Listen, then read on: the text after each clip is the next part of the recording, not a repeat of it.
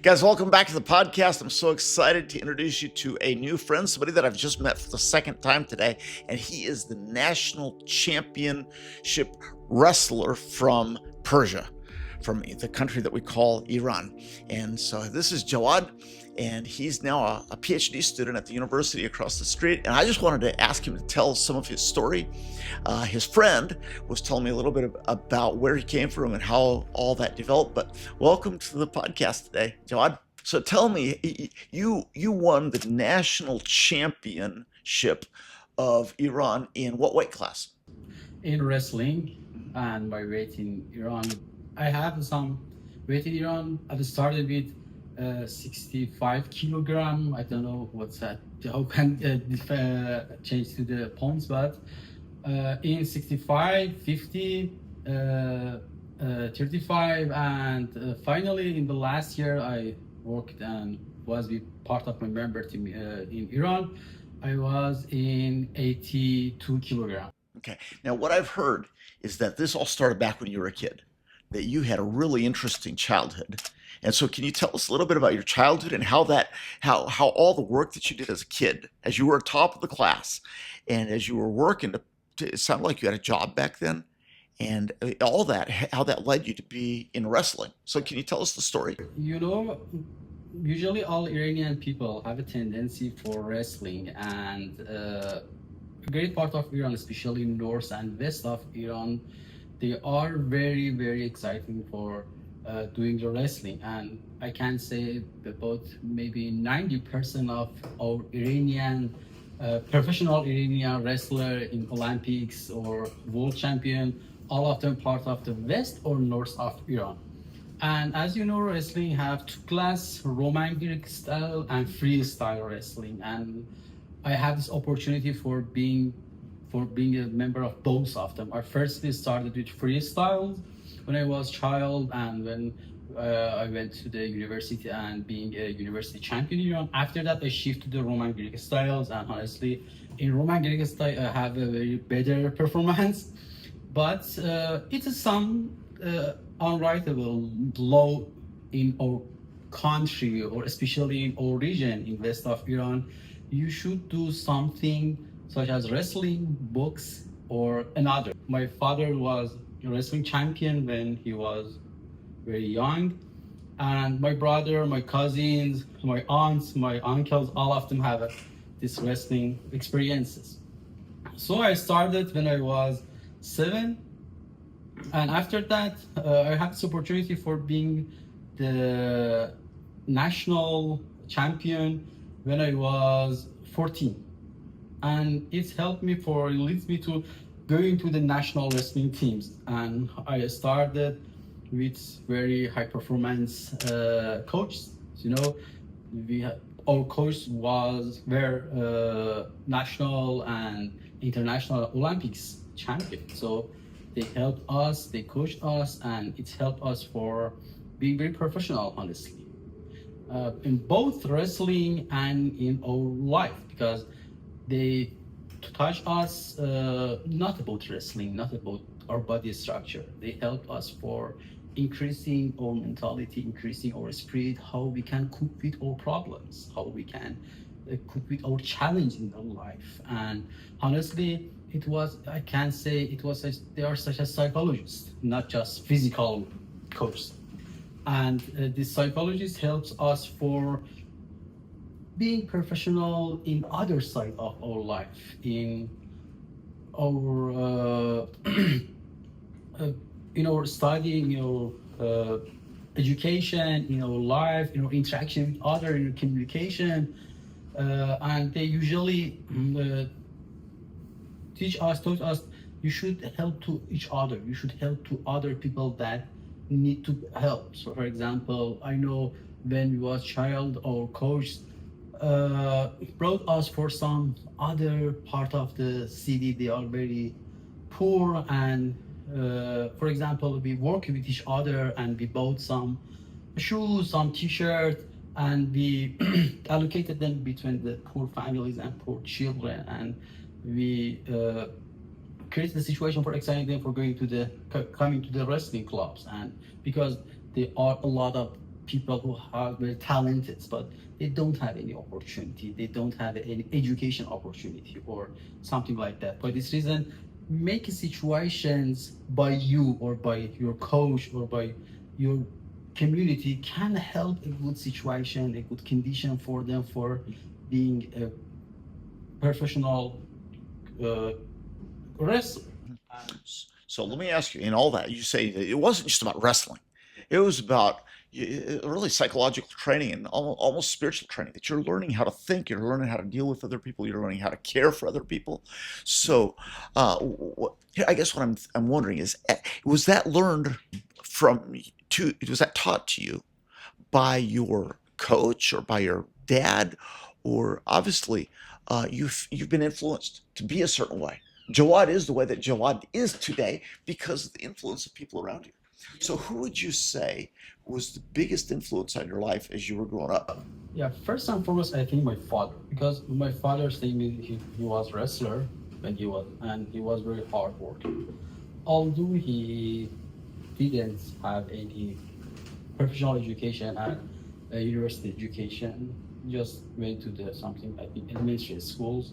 But honestly, because his brain was very, I think, uh, very higher than other members and other families, and it's created something such as a light for us. And I usually followed his advice and about wrestling, about communication, about working, about education.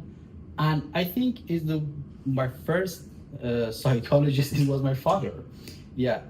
Uh, and in addition, being in schools, being in wrestling clubs, uh, create a situation, opportunity for us for have interaction with other uh, peoples who have the same opinion and insight such as my father's, such as our coach, and it's created a raw pathway for us for how we can do our lives.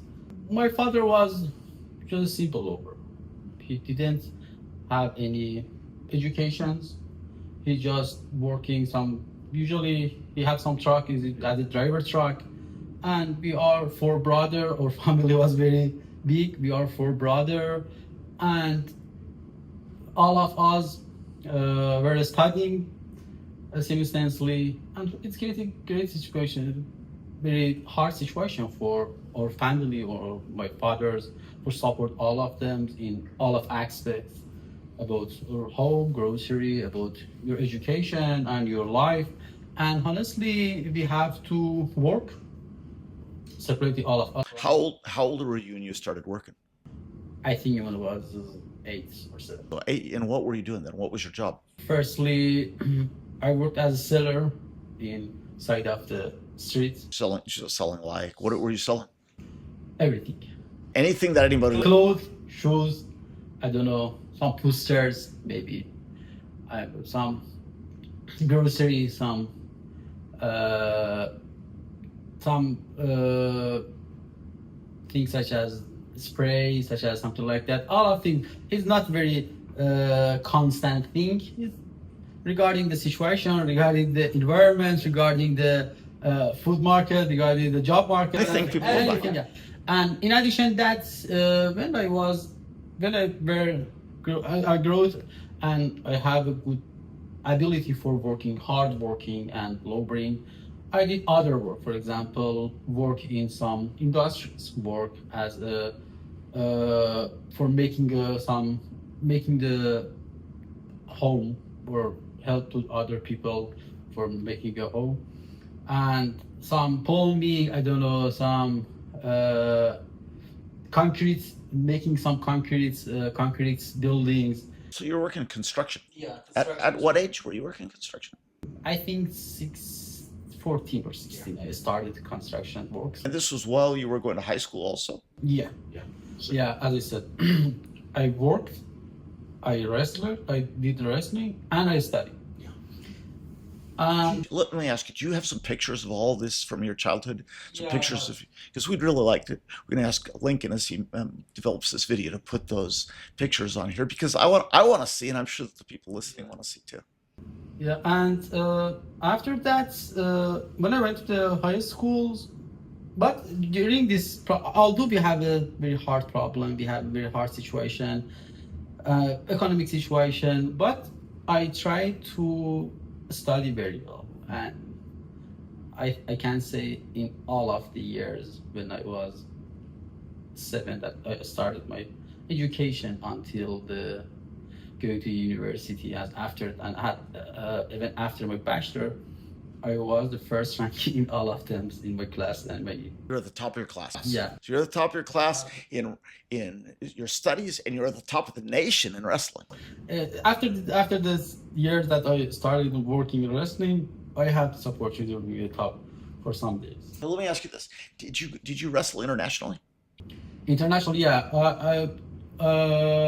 I didn't go to outside Iran, but in Iran usually have some international matches every year, and people can attend in them and can wrestle with other international people who come, especially from Russia, because Russia, United States, Japan, Azerbaijan, Turkish, and Middle Asian people such as Kazakhstan, Kyrgyzstan, and something like that. They all have a good body and good talent in wrestling, and I had this opportunity for wrestling with them in some international champion match in Europe. So did you have a dream to go to the Olympics?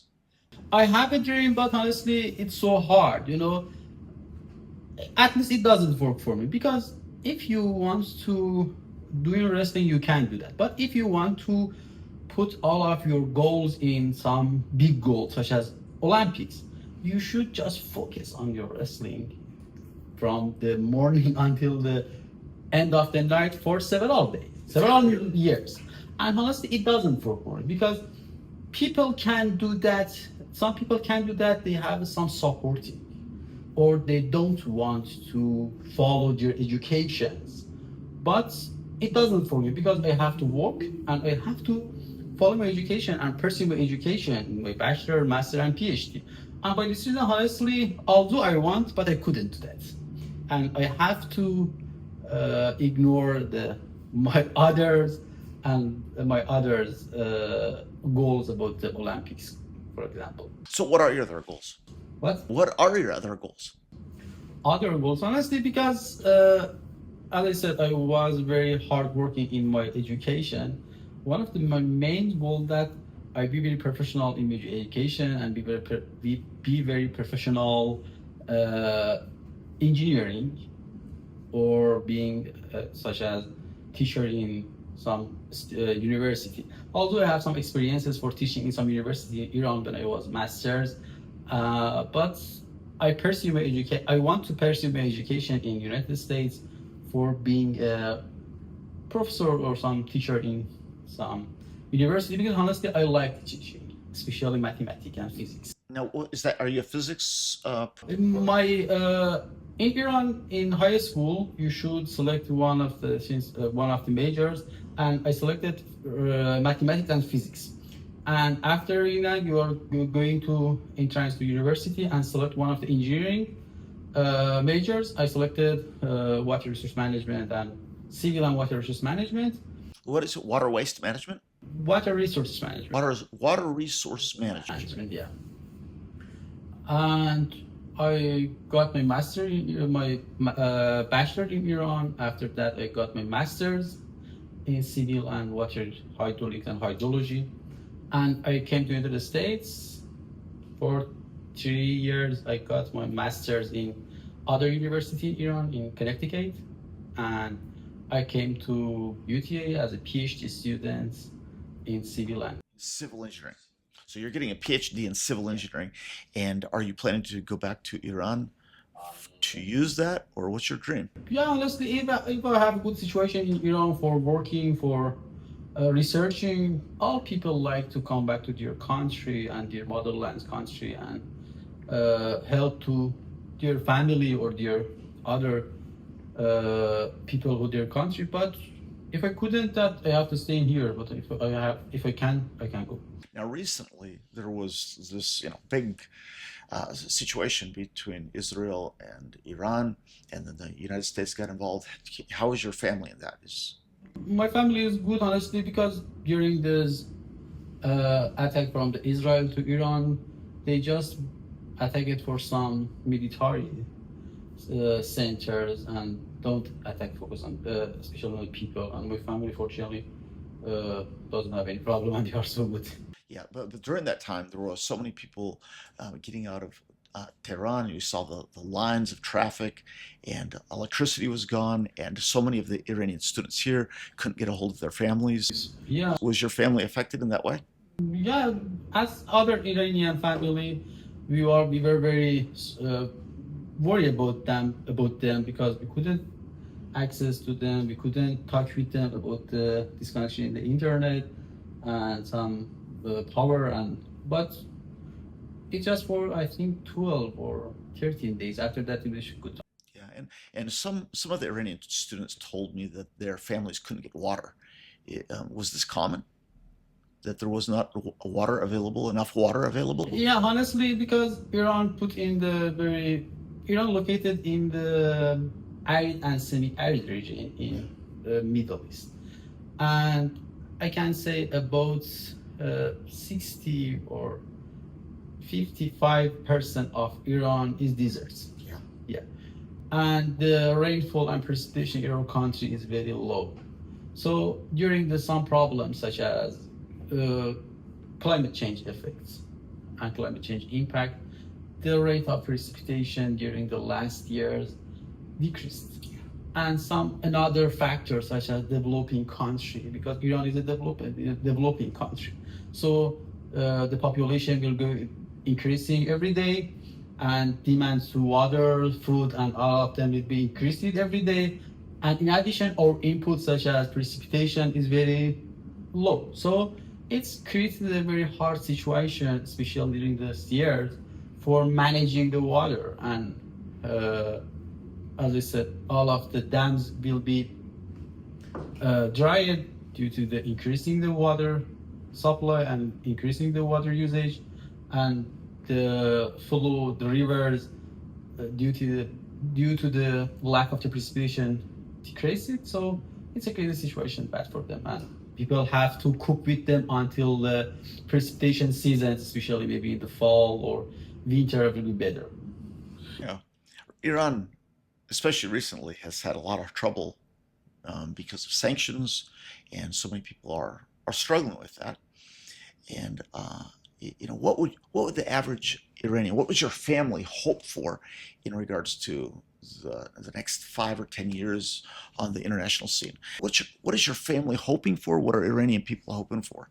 Not only my family, but also all of Iranian family, Iranian peoples who have a good interaction and communication with other part of the world, especially United States. Because honestly, I think it's between the governments and people don't have any problem with each other.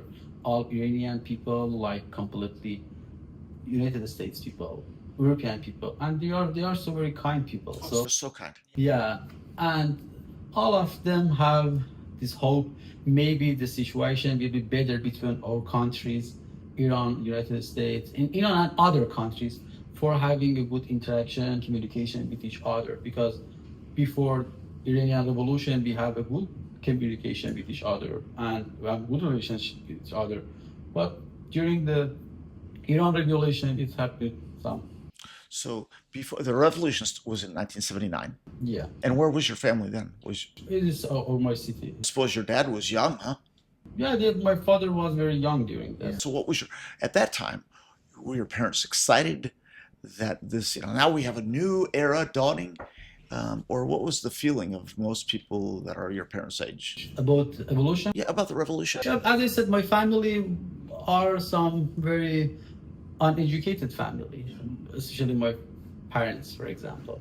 So, and they all lived in very far off the center, capital of Iran, in the village in west of the Iran. So, some of them they don't remember what happened in Iran Revolution because they didn't attend in They some. weren't there. Yeah, they don't have any information about that because they was so child during that years, and they don't have any opinion about that what happened. It was good, it was bad, and Just history. yeah, it was history. And but they are so hope they have so very hope for the Iran future will be better, and future will be better for people, and Iran can being a part of the world society, very peaceful, and have a good interaction with other people, other countries.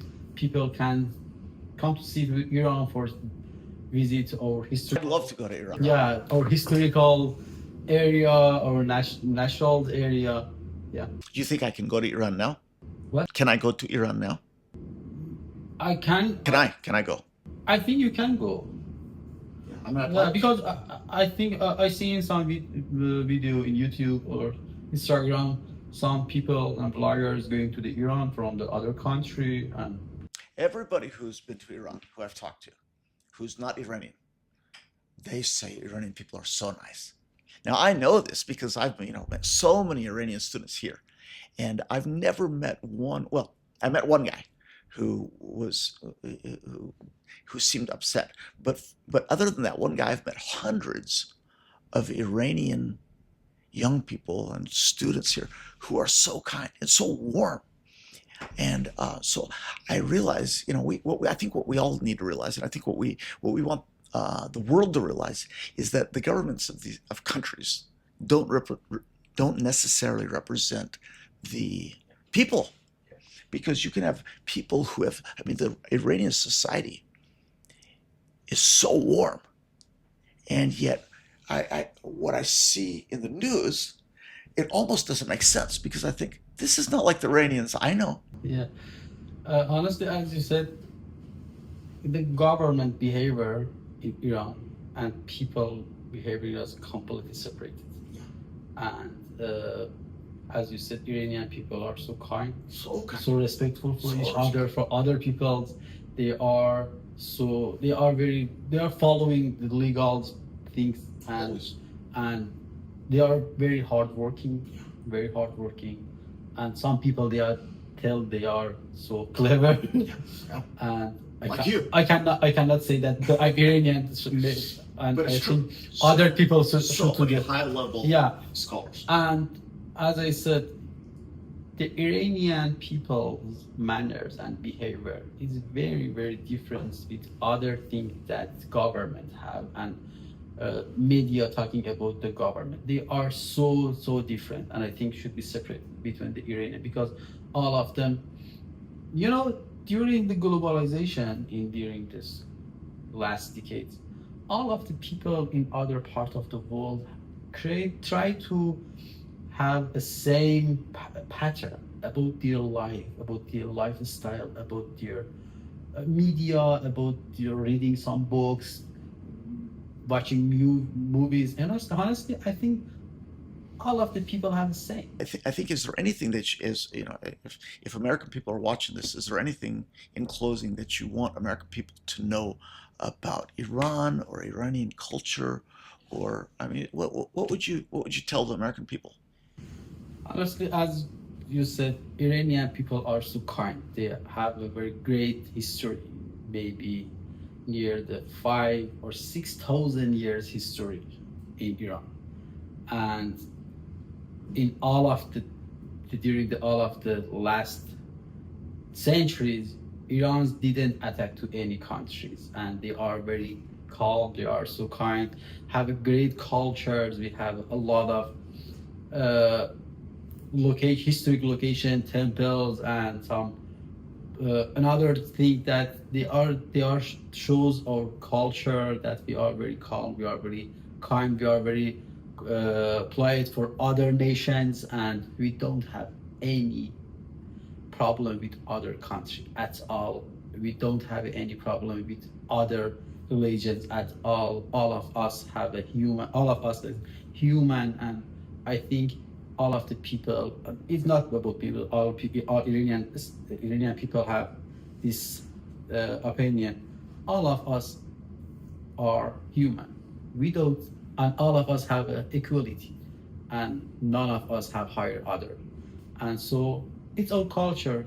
We like to have good interaction with other peoples. Is and is not uh, it's not important for us which country, which language, which religion, which uh, color at all. All of us is human, and we like all of the humans, and we like all of the cultures, and we want to be friends with each other in all side of our life. You know, what you're saying is so important, and it really goes into Iranian history, because let me just ask you who are watching. Here's a question, trivia question: who is known as the father of human rights? Have you ever thought about that before? Well, the father of human rights is known to be the first king of Medo-Persia, whose name is Kurosh. And what the word that we use in English for Kurosh is Cyrus. And what's so fascinating about Cyrus is he's written about in the Bible. And it's part of what got me interested in Persia and Persian history, was because from the time that I was 9 years old, I started reading the Bible, and I was so fascinated with history in the Bible. And Kurosh was written about by the prophet Isaiah by name about, well, let's see, Kurosh was born about 610 BC, but he was written about 120 years before that in the book of Isaiah, Isaiah 45, Isaiah 46. His name specifically written in prophecy by Isaiah as the person that would break the strongholds of Babylonia and set the prisoners free. And what's fascinating about this story is that when that's written in the Bible, and when Kurosh, Cyrus, became the emperor, his story is fascinating. The history is written in the book called The Histories by the first historian Herodotus. He writes the story of Kurosh, how his father was from Media, his mother was from Persia, or maybe it's the other way around. And because of that, because he's only a half-breed, his father, who's the Mede, says, "I don't want this kid," and he tries to kill him.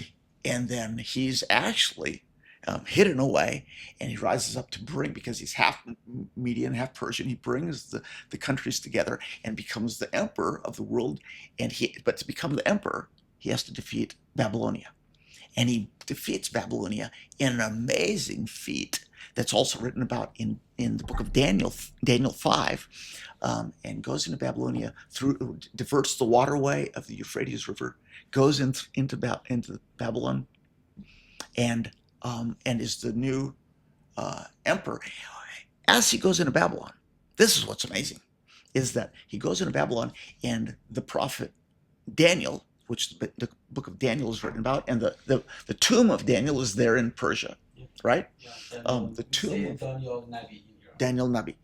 So Daniel meets Cyrus, Kurosh, and shows him the prophecy of Isaiah 45 and 46, and says, "You're the one who's prophesied to set the captives free," who 70 years earlier had been brought captive to Babylonia by King Nebuchadnezzar. So he becomes known as the father of human rights, because he makes this declaration that all people who have been taken captive by Nebuchadnezzar of Babylon, that all people can go free. And he actually sets a decree to send the Jews back to Jerusalem to build a temple for their God. Fascinating story. So this is what got me interested in Iranian history first. But it's just interesting that here we have a situation right now where the world is struggling with peace with Iran. But Iran is the country that whose first king was the father of human rights. So I think it's fascinating, and I think it's part of the reason why the Persians who I've met are so peace loving, and I think it's important for the American people. As honestly, because I think all of the people around the world judge Iran based on the last decade's governments and political situation, because they don't have any information about our history. And if any person going to read the history about Iran, as you said about the service of Kurush, he was the first person to write the human rights 3,000 years ago. In addition to service, we have a lot of the kings that they are very faithful and very pioneer in the world.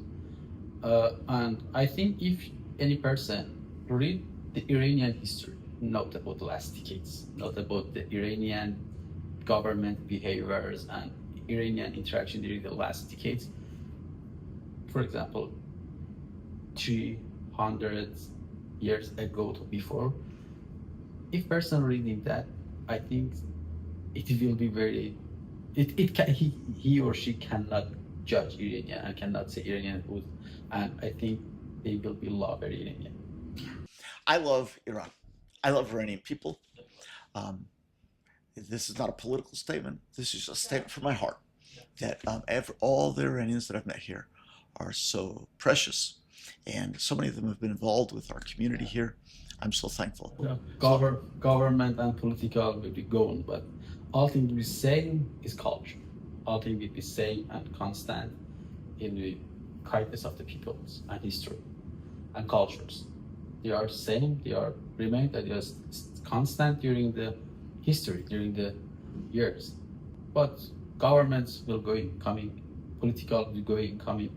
But what is constant and remaining is culture, is history, and is kindness. Joan, thanks for being here. And my hope is that the people who are watching this just fall in love with the Iranian people and expect that there will be greater peace because of the relationship that you have the opportunity to forge with the Iranian people who are here right here in America. And so look forward to talking with you more. Thank you. So glad. So thank you. Thanks to Aydin, who's also here, not on the camera, but so glad that he introduced us to you. Thank you. It's a pleasure for being your community. Thank you. Great.